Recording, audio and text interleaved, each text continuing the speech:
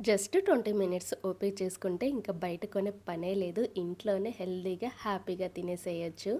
అన్నీ ఇంట్లో ఉన్న వాటితోటే ఈజీగా ఈ రెసిపీ చేసేసుకోండి. చాలా అంటే చాలా టేస్టీగా ఉండిద్ది. చాలా బావుండిద్ది.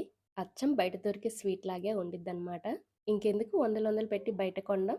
మాకెప్పుడన్నా స్వీట్ తినాలి అనిపిస్తే అప్పటికప్పుడు ఇంట్లో ఇలా స్వీట్ చేసుకొని తింటాం. దీనికి పెద్దగా కష్టపడనవసరం లేదు.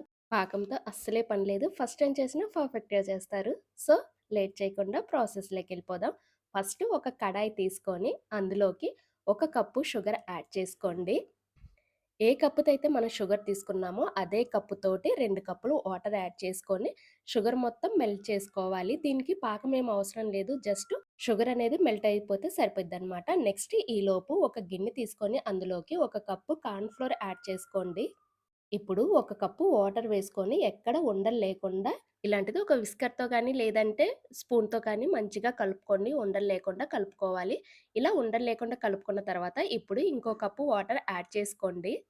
ఈ హల్వాకి ఒక కప్పు కార్న్ ఫ్లోర్‌కి 4 కప్పులు వాటర్ అయితే ఈజీగా పడతాయన్నమాట. సో, ఈలోపు షుగర్ కూడా మెల్ట్ అవ్వడానికి దగ్గరకొచ్చేసింది. సో, ఫైనల్‌గా అయితే పంచదార కూడా మొత్తం కలిసిపోయి ఇలా షుగర్ సిరప్ అయితే రెడీ అయిపోయింది. సో, ఇప్పుడు ఇందులోకి ఇందాక మనం రెడీ చేసుకున్న కార్న్ ఫ్లోర్ వాటర్‌ని యాడ్ చేసుకొని కలుపుతూ ఉండాలన్నమాట. ఇక్కడి నుంచే అసలైన టాస్క్ మొదలైద్ది. సో, నేను స్టీల్ కడాయిలో చేస్తున్నాను కాబట్టి అడుగంటిద్ది. సో, అందుకనే కంటిన్యూయస్‌గా తిప్పుతూనే ఉండాలి. మీరైతే స్టీల్ కడాయి వాడలేము, అంతసేపు తిప్పలేము అనుకుంటే నాన్ స్టిక్ పాన్ అయినా యూజ్ చేసుకోవచ్చు.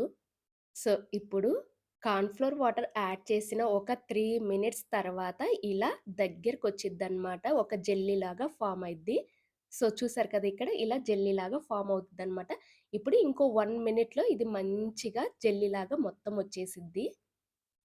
ఈ మిశ్రమం అనేది దగ్గర పడిద్దనమాట. సో, దగ్గర పడే అంత వరకు ఇలా కంటిన్యూయస్‌గా తిప్పుతూనే ఉండాలి. లేదంటే అడుగు పట్టేసిద్ది. ఇలా పాన్‌కి కింద నుంచి పైకి కలుపుతూనే ఉండాలనమాట. అడుగంటుకోకుండా చూసుకోండి.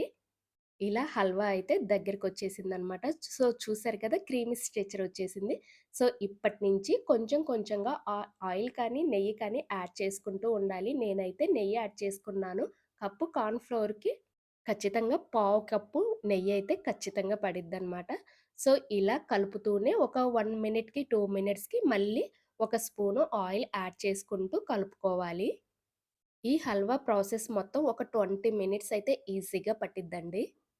సో, ఎవరైనా కొత్తగా మన ఛానల్‌ని చూసేవాళ్ళుంటే వీడియోస్ అన్నీ ఒకసారి చెకౌట్ చేయండి. వీడియోస్ గనుక నచ్చితే లైక్ చేయండి, షేర్ చేయండి, అలానే సబ్స్క్రైబ్ చేసుకోండి.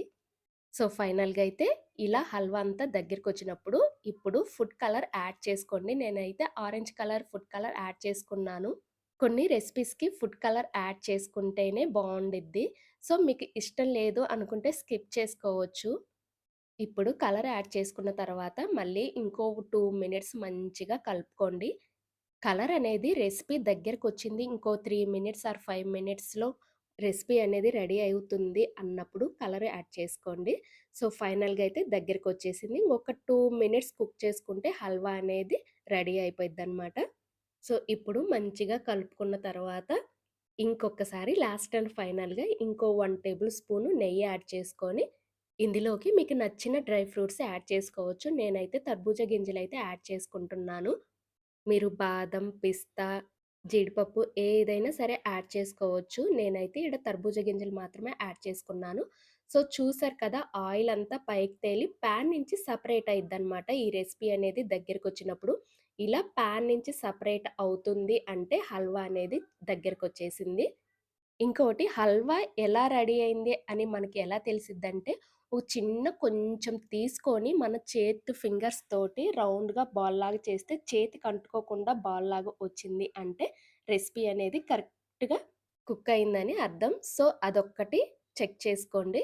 సో, ఇప్పుడు ఇంకొకసారి మంచిగా కలుపుకొని స్టవ్ ఆఫ్ చేసుకొని నెయ్యి రాసుకున్న గిన్నెలోకి ట్రాన్స్‌ఫర్ చేసుకోవాలి. ఇక్కడ నేను ఇలాచీ కూడా యాడ్ చేశాను. బట్ క్లిప్ మాత్రం మిస్ అయింది. మీరు ఇలాచీ కూడా యాడ్ చేసుకోండి. ఫుడ్ కలర్ ఏసేటప్పుడే ఇలాచీ కూడా యాడ్ చేసుకోండి. బట్ నా క్లిప్ మాత్రం మిస్ అయింది. సో, ఫైనల్‌గా హల్వా మొత్తం ఇలా గిన్నెలోకి ట్రాన్స్‌ఫర్ చేసుకున్న తర్వాత ఒకసారి ఇలా మంచిగా ఎడ్జెస్ వరకు మొత్తం ఇలా స్ప్రెడ్ చేసుకోండి. ఇలా స్ప్రెడ్ చేసుకున్న ఈ హల్వాని ఒక గంట పాటు వదిలేసేయండి. కదిలిచ్చకండి. గంట తర్వాత ఇది పూర్తిగా చల్లారిపోయిద్దనమాట. సో, అప్పటిదాకా ఈ బౌల్‌నయితే పక్కన పెట్టేసేయండి. కదిలిచ్చకండి. పూర్తిగా చల్లారిన తర్వాతయితే ఈజీగా రిమూవ్ అయిపోయిద్దనమాట. మనం పెద్దగా కష్టపడనవసరం లేదు. ఫైనల్‌గా ఒక గంట తర్వాతయితే హల్వా అనేది రెడీ అయిపోయింది. పూర్తిగా చల్లారిపోయింది. ఇప్పుడు ఒక ప్లేట్ తీసుకొని ఇలా గిన్నెని బోర్లిచ్చి స్లోగా గిన్నెని తీస్తే ఆటోమేటిక్‌గా అదే ఈజీగా రిమూవ్ అయిద్దనమాట. మనం డిప్ చేయనవసరం కూడా లేదు. జస్ట్ బోర్లివ్వగానే ఈజీగా రిమూవ్ అయిద్ది ఆటోమేటిక్‌గా అదే. సో, ఇప్పుడు ప్లేట్‌లోకి ఇలా ట్రాన్స్‌ఫర్ చేసుకున్న తర్వాత మనకి నచ్చిన సైజులో కట్ చేసుకోవడమే. అసలు చూసారా ఎంత కలర్‌ఫుల్‌గా ఉందో? చూస్తుంటేనే నాకు చెప్తుంటేనే ఇక్కడ మౌత్ వాటరింగ్ వస్తున్నాయి. అంత టేస్టీగా కూడా ఉండిద్దిది. చూడ్డానికే కాదు టేస్ట్ కూడా చాలా బావుండిద్ది. ఇలా కట్ చేసుకున్న తర్వాత ఇంకేముంది తినేసేయడమే. చాలా అంటే చాలా సింపుల్.